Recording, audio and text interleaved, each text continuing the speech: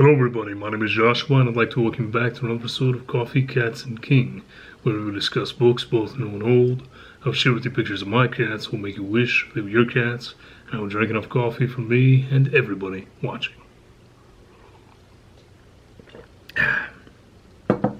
The shirt today is a new one. I like showing these off. This is another one that came from Wicked Clothing. They've got some really cool stuff. I may have just inadvertently give you a peek at some of these books here, I'm not sure. So this is my June TBR. I did it a little bit differently. I still picked 15 books and then left the rest of the month open. Here though, I left my audiobooks and my ebooks open, and I'm focusing much more on the physical books. So it's 2 audiobooks, 3 ebooks, and 10 physical books, because I have such a backlog of the physicals that I'm just trying to, focus on those, knock those out, maybe, unhaul some, just to make room for more, but, that's how it goes. So I'm going to start with some cat footage.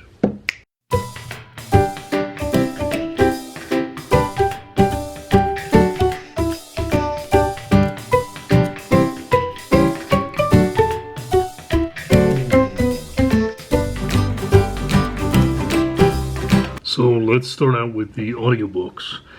First audiobook for the month is Ray Russell's Haunted Castles, the complete Gothic tales. I think it started garnishing attention because it was re-released by Penguin, and a lot of people had not heard the name Ray Russell before. They were curious, and people seem to be really enjoying this sort of hidden gem from back in the day.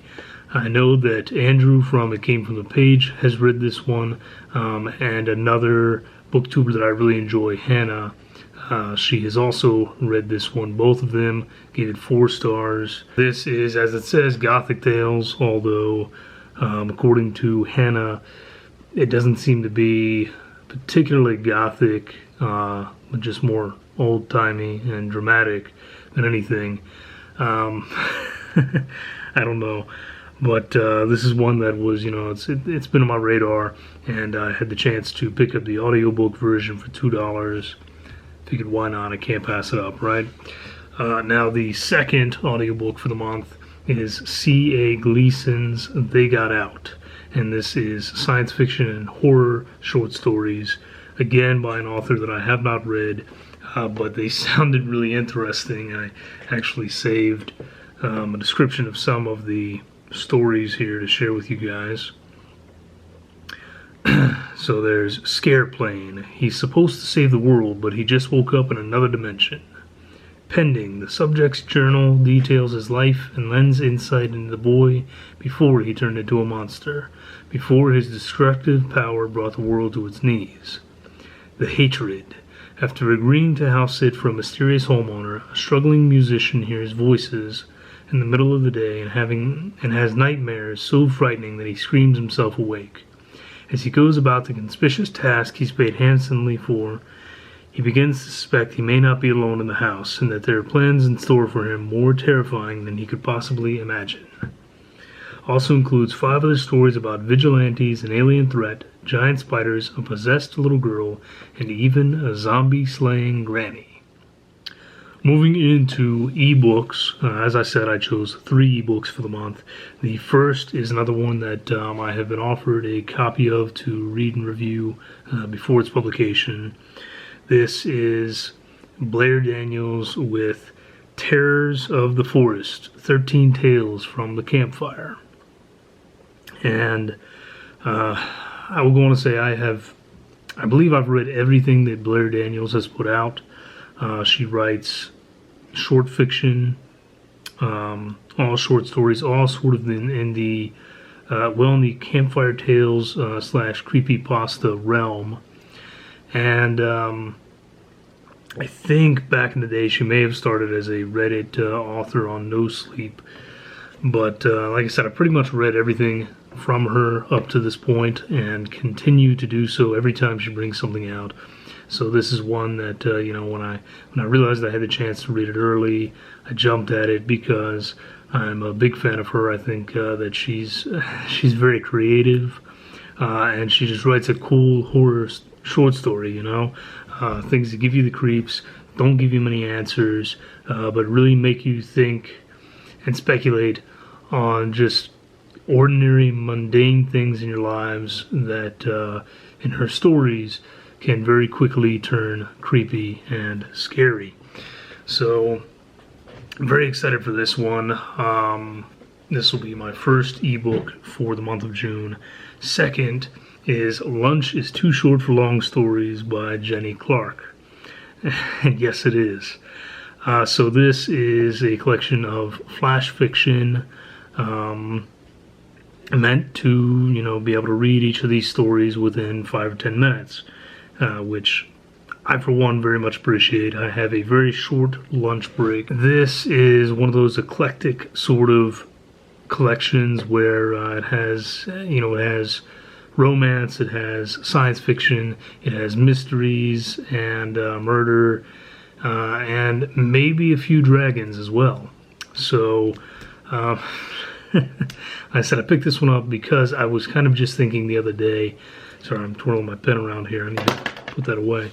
I was kind of just thinking the other day, how short my lunch break is and how it's annoying that I only feel like I, get time to read a few quick pages and then it's back to work. So I happened upon this one while that thought was still on my mind, and I said, well, clearly I'm meant to read this just based off of the title alone. And then the third book is James Drummond with The One You Feed. And I have saved the description for this one. Please ignore any sounds you hear in the background. Paige is getting her workout in while I do this. This is the description of The One You Feed. A traumatized teen is shocked when he discovers werewolves might be running loose in his hometown. What's worse, one of them may be his best friend. Toby dedicates himself to solving who or what is behind a series of brutal attacks, only to have his resilience tested time and again. Twists and turns abound in this supernatural action adventure. So, again, an author that I'm not familiar with. Werewolves, always fun. Read some great werewolf novels last year. I don't think I've read any this year yet. This one is on the lengthier side too. I think it's like 400 pages. So I'm curious to see what he does with it. It's got a really cool cover. And that is all that I'm focusing on for ebooks. If I get through those 3, I'll be happy, because really I want to focus on the physical books. Hi, Paige. I look ugly, will you cut that out? You're always beautiful, and this is all staying in. By the way, put some pressure on her. I almost have her set to start a booktube channel for romance and mystery. So, keep putting pressure on her, guys. Those of you that are interested in romance novels, in the smutty stuff, mostly, and in mysteries, thrillers, that sort of thing. Keep putting pressure on her. I mean, her YouTube handle is already set for BookTube, so just keep pushing, guys. Right. So, physical books. Like I said, I have 10 here. That's really my focus for this month, and I am really excited about these books. I think I got a great mix of stuff here. Some of which were contributed by the lovely Miss Paige, and some contributed by the lovely Mr. Troy Tradup. So let's go on and get into the physical books. So, first one I'm going to pick up in June. I need some Agatha Christie. I haven't had any Agatha Christie in a while, and this is one I'm a little nervous about it, honestly. It's very clear why I picked it up. And it should be clear why I'm nervous about it. This is Agatha Christie's Black Coffee, which I happen to be drinking right now. Almost always black. So, hi Paige. So this one, I want to read it just because of the name, I'll be honest. But this one does make me a little bit nervous because this was actually a screenplay that Miss Christie wrote, and it has been adapted into a novel by Mr. Charles Osborne. Some of you may be familiar with that name. I am not. I'm sure someone out there will give me a history lesson on Charles Osborne, but this is one I've wanted to get to for a while. I have not experienced this particular Christie novel, and I really should just based on the name. So I'm hoping this will kind of scratch the itch that I have. Again, a little bit nervous, but we're going to see how this goes. Now, books 2 through 4, and as of right now, my intention is to read this whole trilogy at the same time. This is a fantasy trilogy that I very much loved as a wee one, read it again as a teen, loved it just as much, read it as an adult, probably maybe 8 years ago, still really enjoyed it, and so I'm going to give it another go, because this is one that I don't hear people talk about or mention. This is John Vornholt with The Troll King. And this is the first in the series, The Troll King. The sequel is The Troll Queen. And then ending it out is The Troll Treasure. Now, as a kid, at a Scholastic book fair, I picked up The Troll Treasure and read the trilogy finale before reading the other two books. It was not until a few years later that I was able to pick up the other two books and experience the whole trilogy. This is just a fantastic trilogy for young folks trying to get into fantasy, but can absolutely be enjoyed by any age group. This is about a troll named Rollo. The ruler comes through his village one day, recruiting trolls to construct a bridge to go across this giant chasm, and we're not entirely sure what is on the other side of this chasm, but Stygian Rex, who is the ruler of Bone Spittle, really more of a dictator than anything. He's going to recruit these trolls, have them build the bridge across. Doesn't matter how many of them perish getting to the other side. He's pretty sure that there is some sort of treasure, some sort of magical powers, and enchanted items waiting for him on the other side. So he's going to get them and just build up his own power. And the trilogy kind of starts there and goes on as Rollo and his friends fight the evil Stygian Rex. So, I said, I don't hear people talk about this particular trilogy very often, but I have very fond memories of it and have read it multiple times through the years, and it's been a long time. I want to read them again, so I'm probably going to blast right through that trilogy like nothing. Then moving into some very adult fiction, this is S.A. Cedar with The Beast of Nightfall Lodge. And this is the second in the Institute for Singular Antiquities. Love this cover. I read the first one, which was Fury from the Tomb. Read that a couple months ago. Loved it. It was more on the action-y side, almost an Indiana Jones style, but very weird at the same time. Definitely some horror in there and some creepy stuff. This one, as I understand it, is more on the horror side, with some lighthearted humor in there as well. Like I said, I love the first one. Really think I'm going to love this one too, and you just can't beat the covers either. Alright, next up is a book that my lovely wife purchased for me. This is a YA horror by Rin Chupeco. This is The Sacrifice. And yes, we can absolutely take a moment to appreciate this lovely cover here. So this is about a Hollywood film crew who decide to totally ignore this Filipino curse on this particular island, and they decide they're going to go there and investigate it, and they rope in a local teen to act as their guide.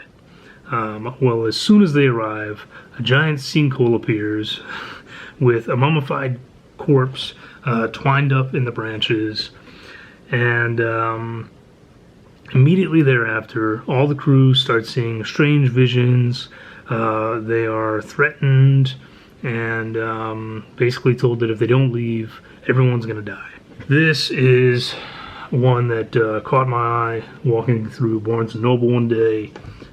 Paige, being the ever wonderful wife that she is, purchased it and the next book for me. We don't get a lot to do with Filipino myth and legends, and I don't read a lot of YA horror, honestly, so excited for that one. And it is a new release, technically, so even though I always say new and old here, I don't read many new books, so that's you new. This next one is also you new, and also from the lovely Miss Page. This is Zran Jie Zhao with Iron Widow. Again, beautiful cover, front and back. And this is me getting some science fiction in, although I think there's a bit of fantasy as well, and getting into Chinese mythology and legend here. So again, very excited. This is about a strange sort of world where young girls may, if they are lucky, be selected as a concubine pilot to support male pilots who power up these giant mechas to battle massive aliens that lurk beyond the Great Wall of China. And this particular girl, her sister, unfortunately dies while she is acting as a concubine pilot, and to avenge her, she signs up to become one of these concubine pilots, and we kind of go from there. So you have a lot going on here. There are giant aliens, there are giant mech bots, there's Chinese mythology and legend, and I've heard tremendous things about this book. People are absolutely loving this book, and I just can't wait to get into it. Again, thank you, Paige. You are awesome. You are wonderful. I love you, and I hope to see you on here on BookTube soon. All right, next one. This is a book that I purchased from Juan over at Plagued by Visions. He sold it for a very cheap price. That should scare me. It should concern me. I don't know if he actually read it or if he was just trying to get rid of it. But this is a book that has no reviews on Goodreads. So I really have nothing to go on this book. This is Anne Joseph with Sweet Dreams, My Darling.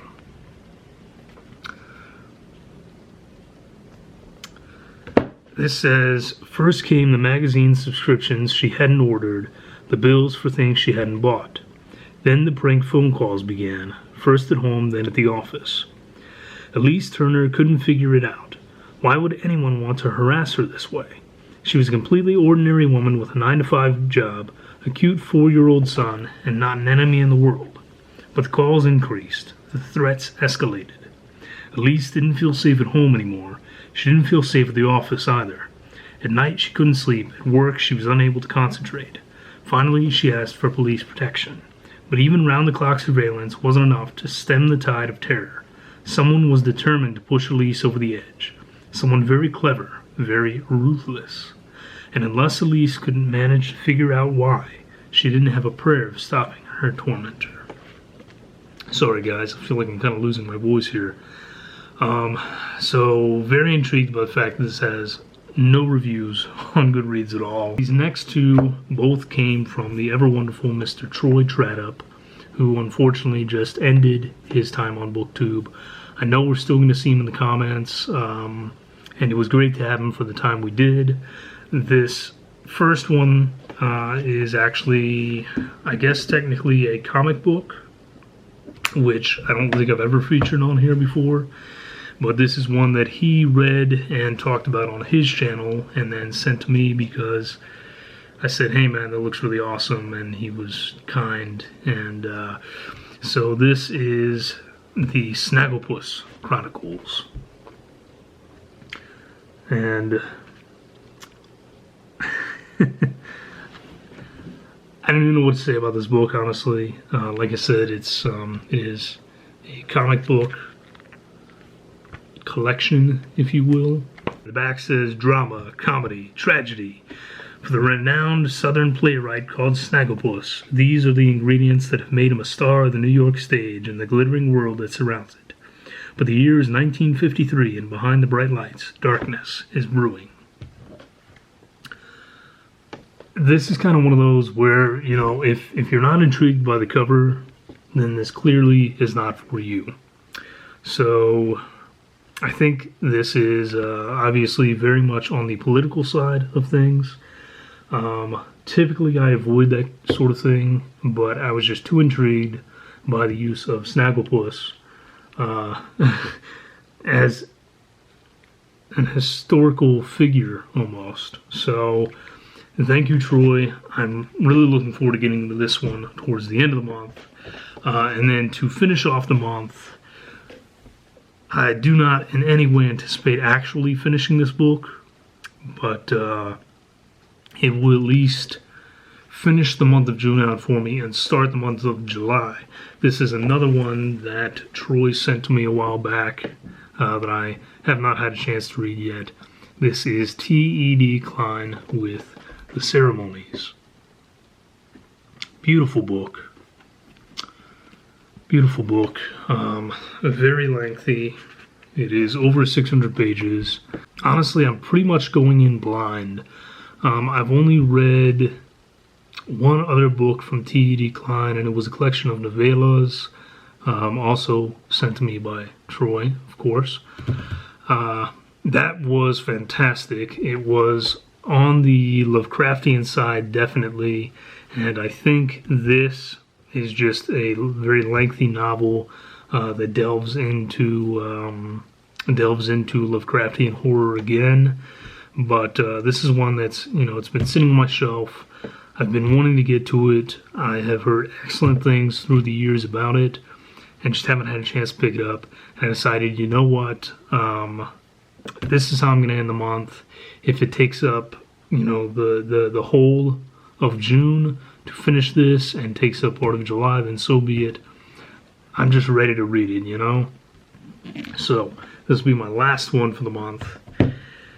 And that'll do it, guys. Like I said, I think I have a great mix here. I've got YA horror in there, as well as some YA science fiction, because I think technically Iron Widow is YA. I have comic books. I have Lovecraft. I have fantasy. I have straight horror. I have a great mix here.